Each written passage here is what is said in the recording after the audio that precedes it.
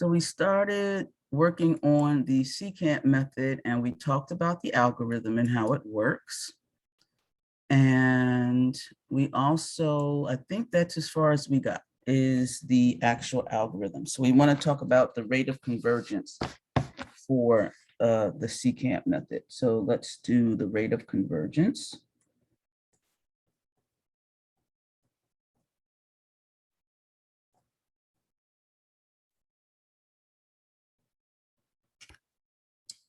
So I want to, let's consider again the actual general formula.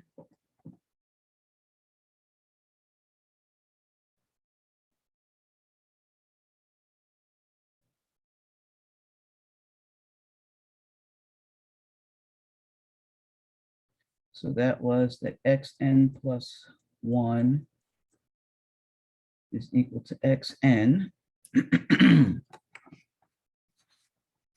Sorry, I got a little cough here. Minus, goodness, xn minus xn minus 1 times f of xn. And then this whole thing is divided by f of xn minus f prime of xn. So that's the general formula. And so now I want to look at what happens if I take alpha and I subtract. So we get alpha minus, because we want to find the rate. So let's look at alpha minus xn plus 1. So that's going to be without the absolute value. That's the error in the n plus first iterate. So then I'm going to get alpha minus xn. But when I subtract this side off, this becomes plus xn minus xn minus 1 times f at xn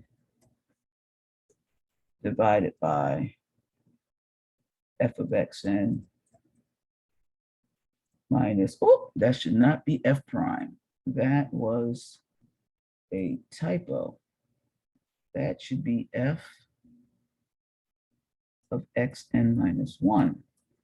Almost had a disaster there. Okay. So therefore, let's factor out alpha minus xn. So I'm going to take alpha minus xn. I want to factor it out. So that's going to give me 1 minus xn minus xn minus 1, f of xn. And now this is divided by alpha minus xn times f of xn minus f of xn minus 1.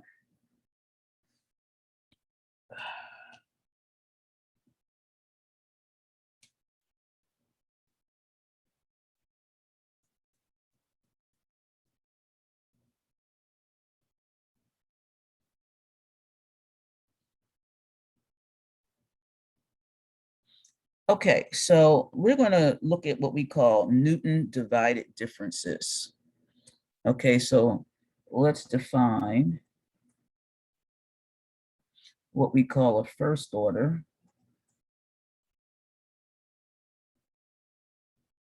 Newton divided difference. You will see this again.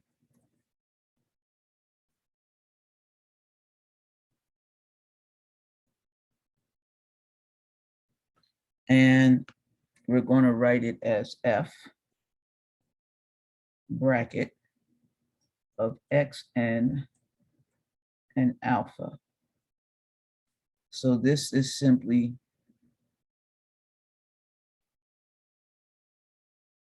f of alpha minus f of xn divided by alpha minus xn. Okay, so obviously the Newton divided difference of f of xn and alpha is the same as the Newton divided difference of f of alpha xn. Okay, so we just switch the parameters. And we know by the mean value theorem, this is just equal to f prime of some cn, where cn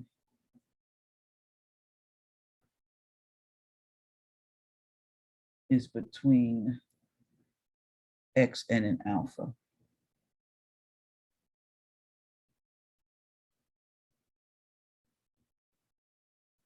Okay. All right, so now we want to define the second Newton divided difference, second order Newton divided difference.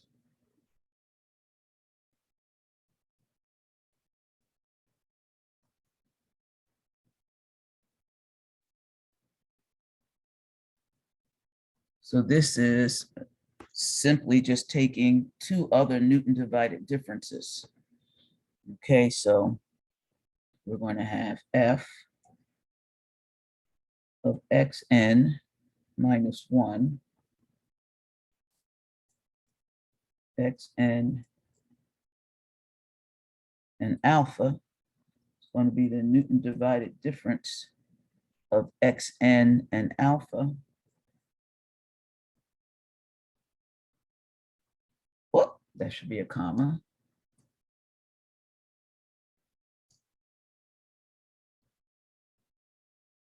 Minus the Newton divided difference of xn minus 1 and xn.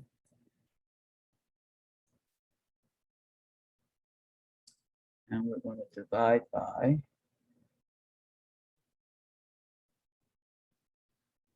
alpha minus xn minus 1. Okay. Now, by the mean value theorem, this is going to equal to 1/2 the second derivative at some eta, okay, where eta is between the minimum and the maximum of xn minus 1, xn, and alpha. So it's whichever you find the minimum of that and you find the maximum of that, and eta is between the two. Okay, and let's not forget that f of alpha is 0. Okay, so let's not forget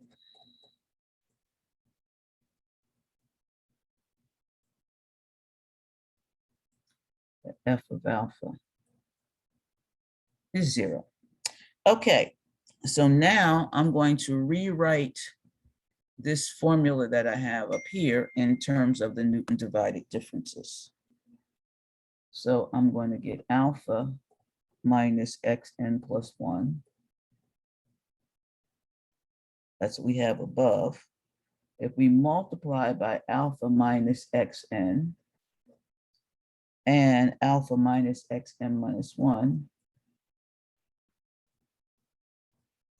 okay, you guys can do a little bit of the in-between algebra. This is minus 1 over alpha minus xn minus 1 plus the Newton divided difference of xn and alpha divided by alpha minus xn minus 1 f of xn minus 1 and xn. Funny.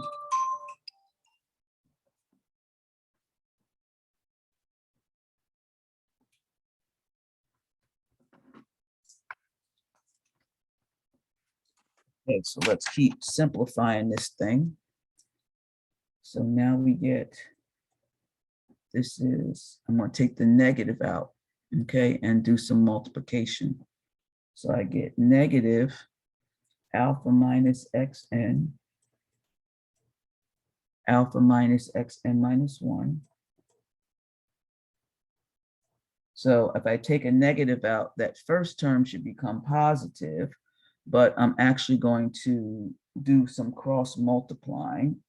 So I'm going to bring this other term up. That's what's wrong. I'm like, well, something's wrong. There should be a minus here. Yes. Okay, that's why I got tripped up. That should be a minus. So now I'm going to bring this other term to the forefront. So I'm going to get f of xn and alpha minus f of xn minus 1 and xn. And I can put this all over one denominator, which is alpha minus x n minus 1 times the Newton divided difference f of xn minus 1 and xn. Now that's nice because now I can see the numerator gives me the Newton divided difference, the second order Newton divided difference. So now I get negative alpha minus xn times alpha minus xn minus 1.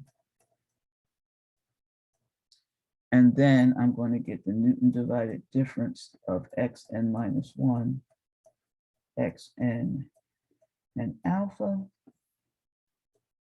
divided by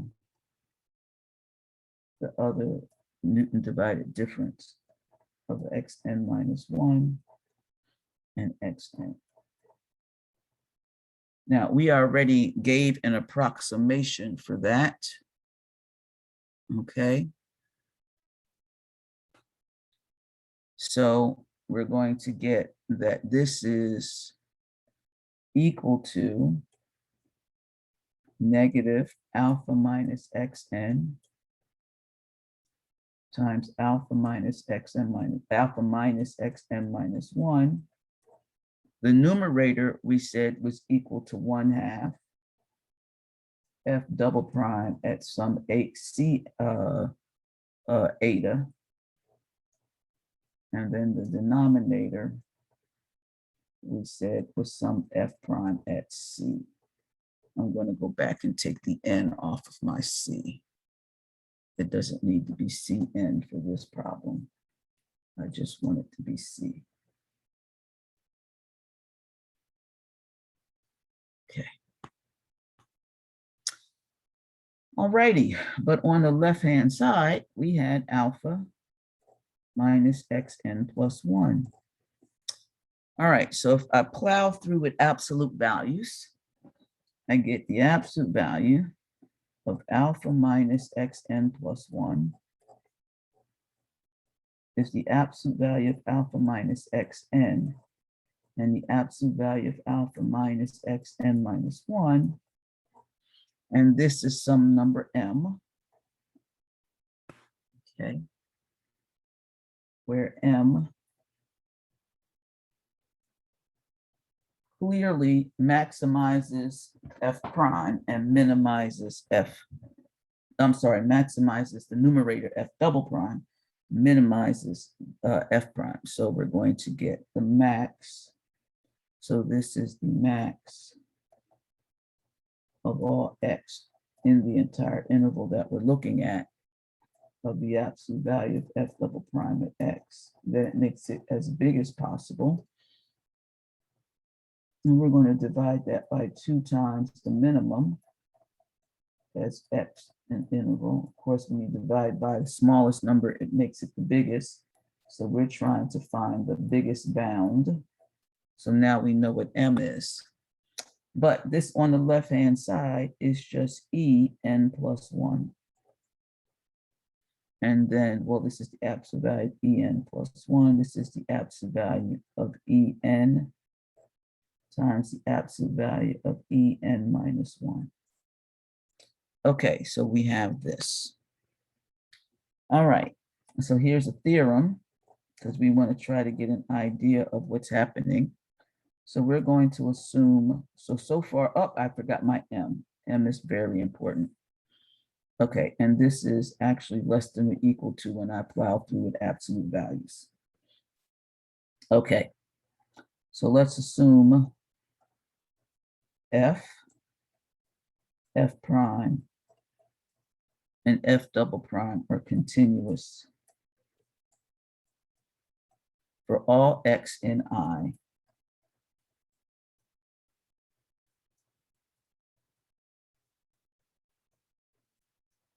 Containing my root alpha.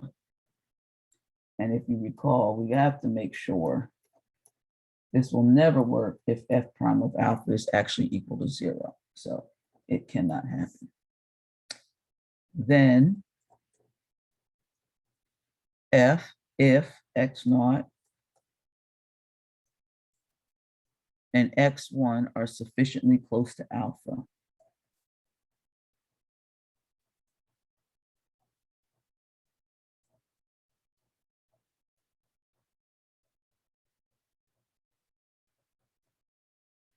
The iterates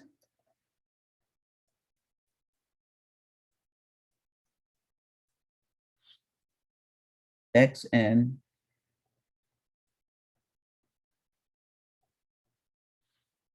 converge to alpha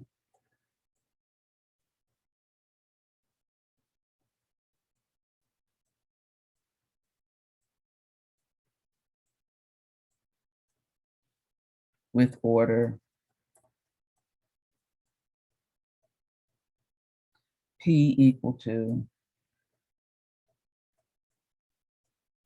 1 plus the square root of 5 over 2.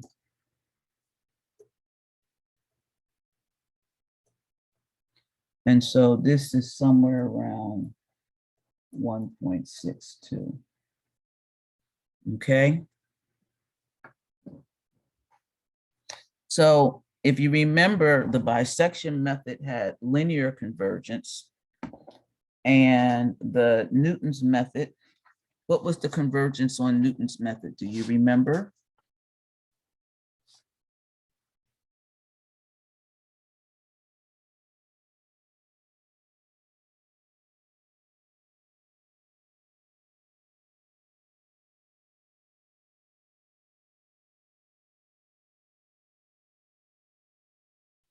So it's really quiet.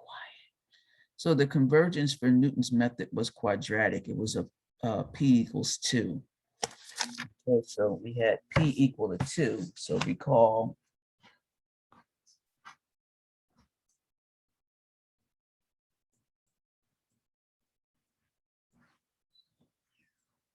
P equal to 1 for the bisection method.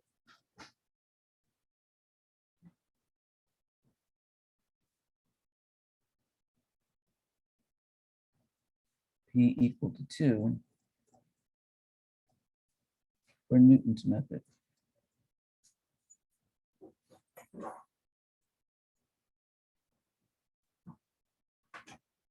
And so now we have P is equal to 1 plus the square root of 5 over 2, approximately 1.62, and that's for the secant method.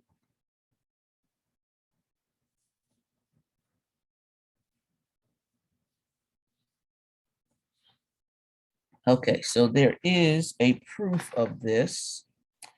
I think what I'm going to do is write out the proof for Yi Bing and send it to give her some information about it. It's actually in the book, and the proof is more detailed than I think what the book covers. So we're going to stop there on that and just know that that's what our convergence rates are. Okay. So number 3, what are the advantages of this?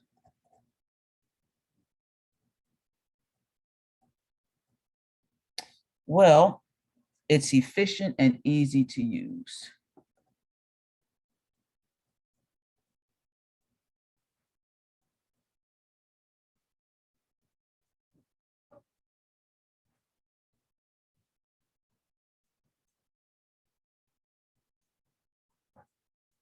Okay.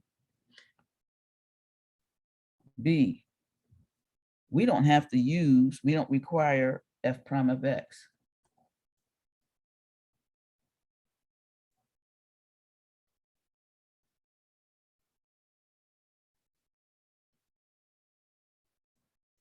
Okay, so f prime of x is approximated in the method.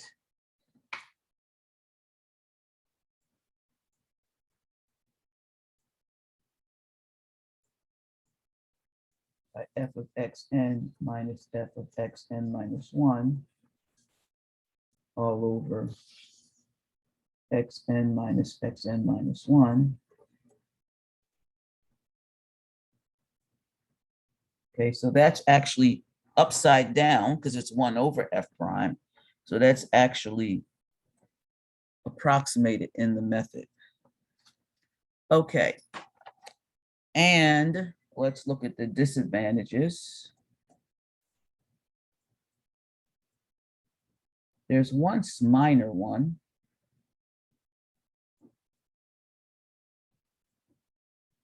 And the one minor one is that you need to have 2 initial guesses.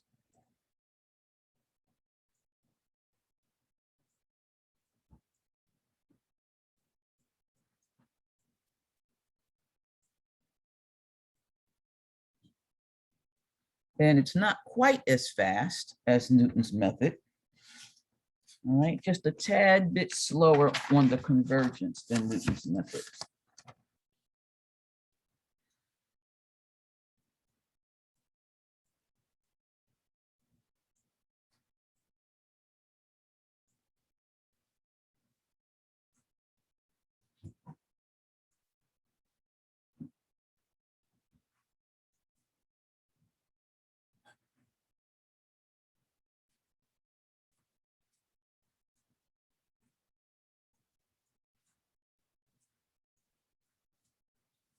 Okay, but the bigger issue is there can be a problem with Newton's method with the loss of significance of errors. So let's see what so there might be a problem with loss of possible.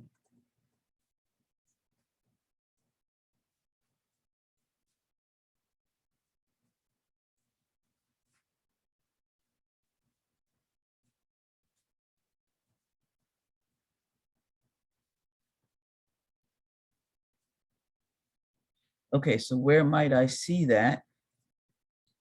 So I have xn plus 1 is equal to xn minus xn minus 1, xn minus xn minus 1.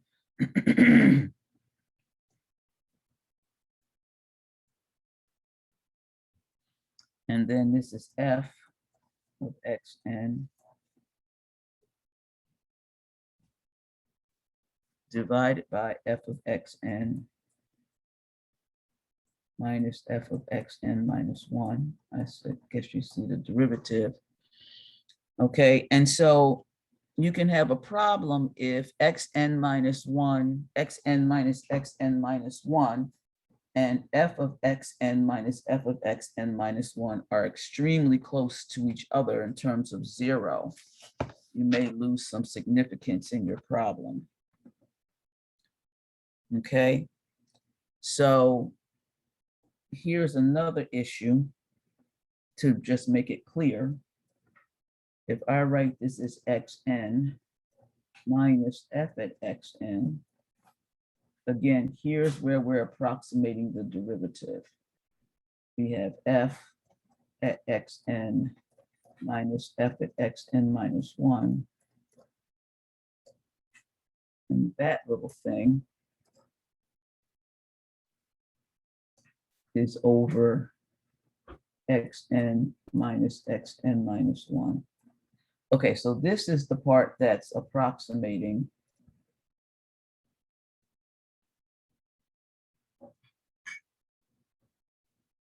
my f prime of x. Okay, so this approximation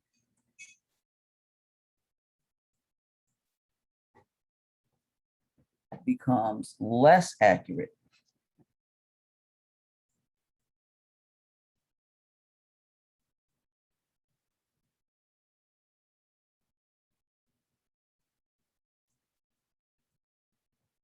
as xn approaches alpha.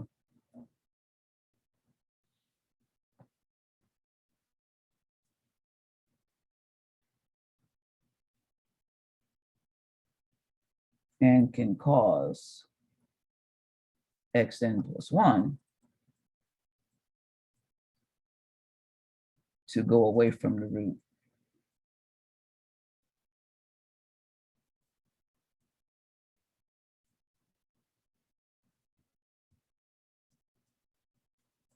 Okay, so instead,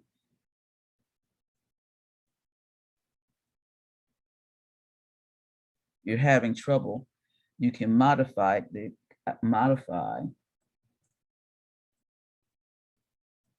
approximation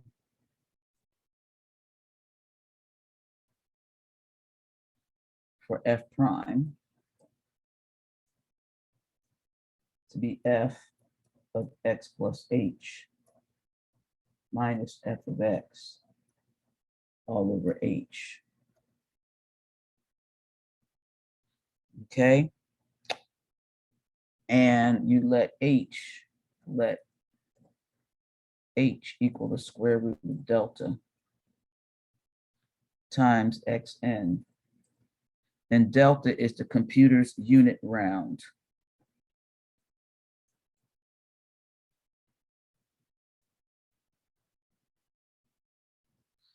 Now you shouldn't have this problem for the one that I gave you. Okay.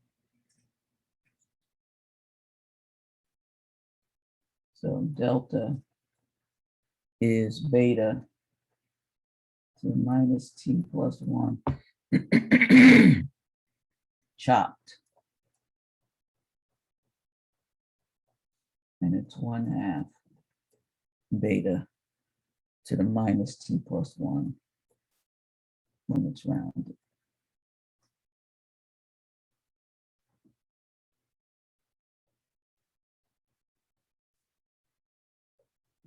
Okay. All right, so let's just do a comparison between the two. So I think that was 4, 5. No. Yes.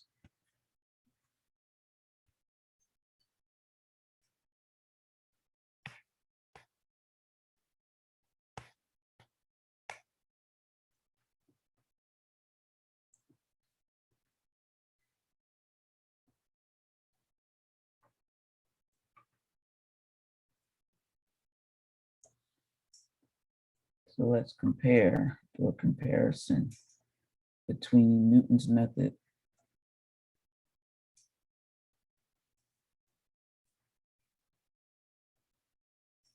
and the secant method.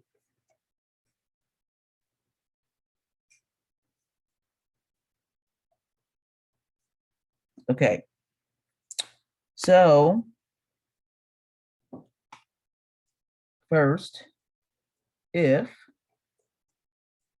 we substitute f prime of xn to be f of xn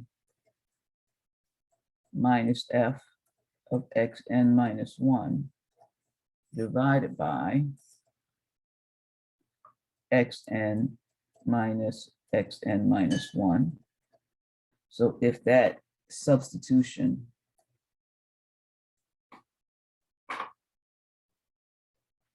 is made in Newton's method,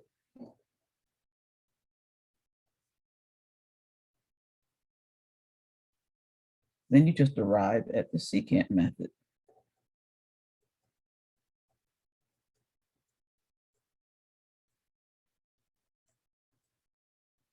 So how do you get from one method to the other? Using approximation for the derivative. Okay. B. Newton's method requires 2 function evaluations per iterate.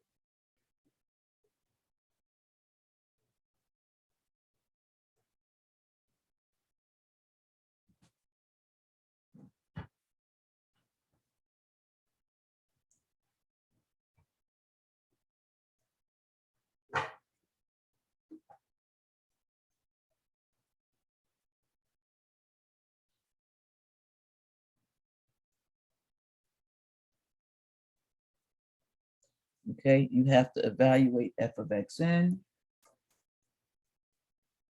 and you have to evaluate f of x, f prime of xn.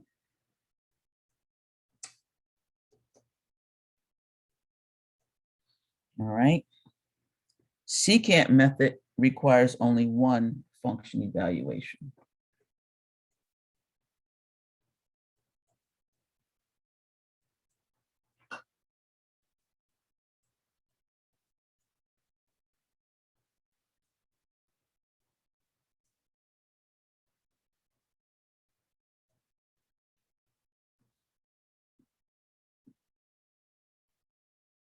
I don't know why I wrote approximations here. This should be evaluations per iterate.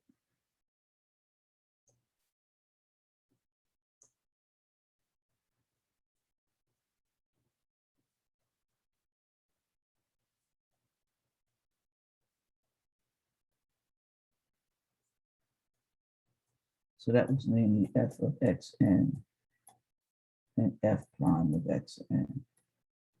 Whereas secant's method requires only 1 function evaluation per iterate.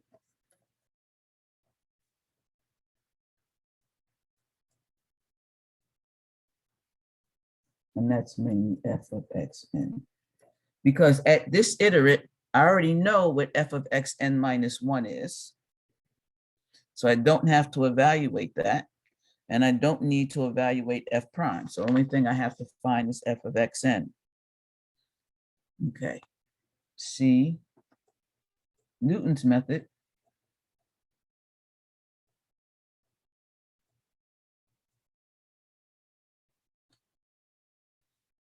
is more expensive per iteration.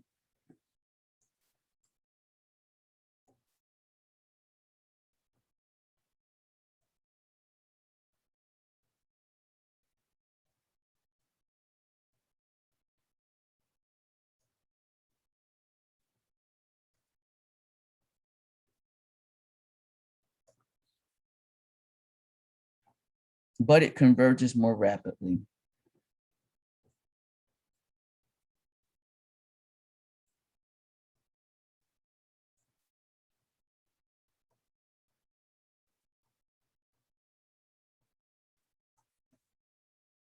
So it requires fewer iterations.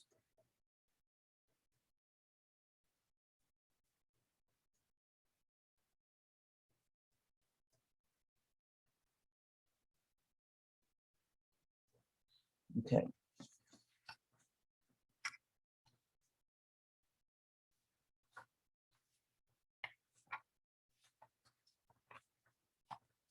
All right, so now we're moving on to a new topic, and this is 1-point iteration methods. Okay.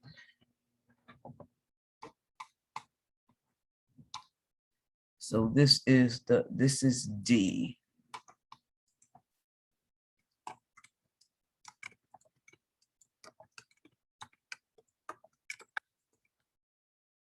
All right. So say we want to solve x is equal to g of x for a root alpha.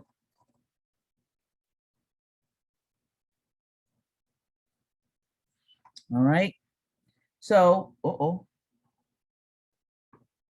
right. So we can start with an X naught.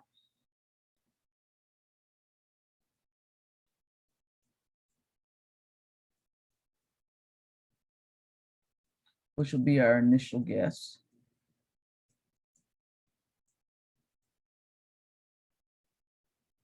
And then we will compute X1, which will be G of X naught. Then X2 will be G of X1. And we'll continue this and we will get Xn plus 1 is G of Xn. And this is for some n greater than or equal to 0. And so this is called a one-point iteration method or fixed point method. Okay, so for example, Newton's method is one of those. So here's an example. So Newton's method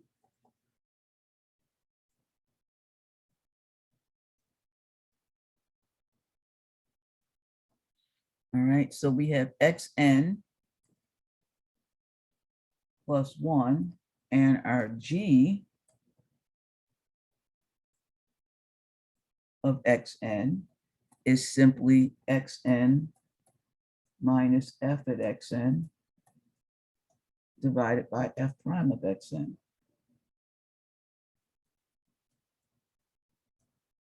Okay, so Newton's method fits into this category. All right. So each solution, this is a definition, each solution, and I like these methods. So kind of fun to see which ones are going to converge and which ones don't. So each solution of X is equal to G of X is called a fixed point.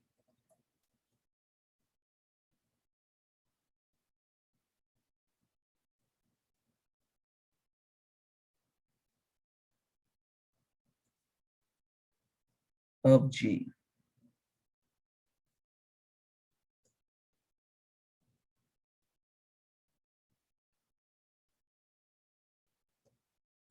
All right.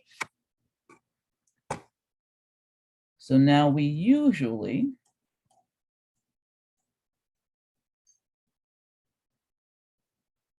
are interested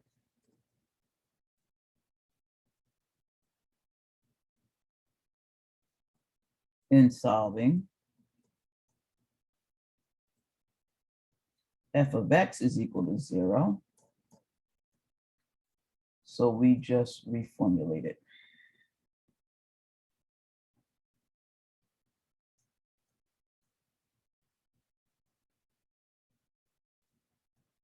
As a fixed point problem.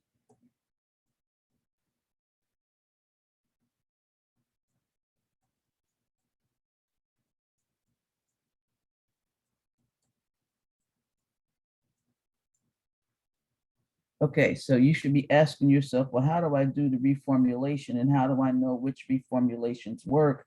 How do I know which reformulation is stable? Okay, so one way, so here's two examples.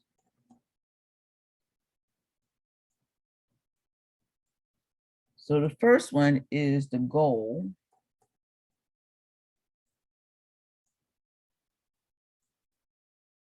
is to solve x squared minus 2x plus 3 is equal to 0. Okay, so Newton's method would do what?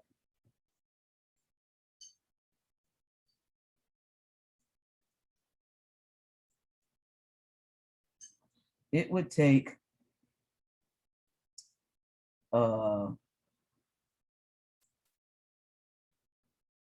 f of x equaling x squared minus 2x plus 3. It would take f prime of x to be 2x minus 2. And Newton's method would give you xn plus 1 is equal to xn minus 2x minus 2 divided by, nope, that's wrong, would be x squared minus 2x plus 3 divided by 2x minus 2. So g of x is here.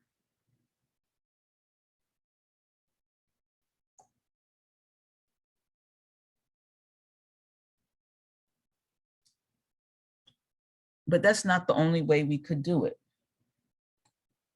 Say we solve for x.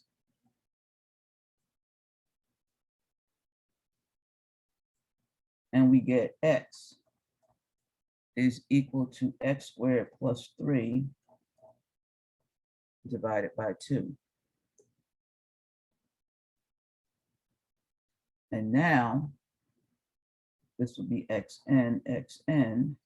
And so now this is g of x.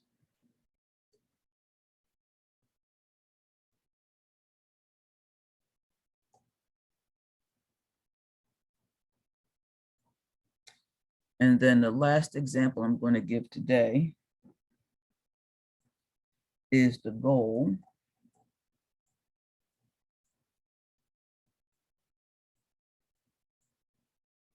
is to solve the sine of x is equal to 0. Okay, so Newton's method, xn plus 1 is going to be xn minus, and we should have n's, minus the sine of xn divided by the cosine of xn. And you can see that's a real problem anytime you're near a point where the cosine of xn is 0. So let's say we add x to both sides.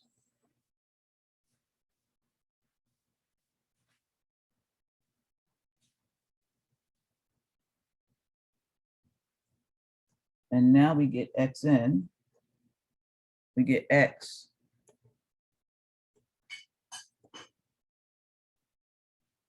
plus the sine of x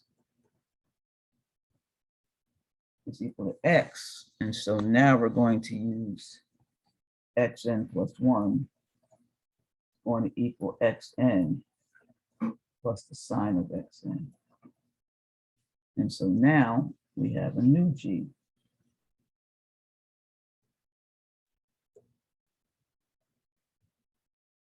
So that is g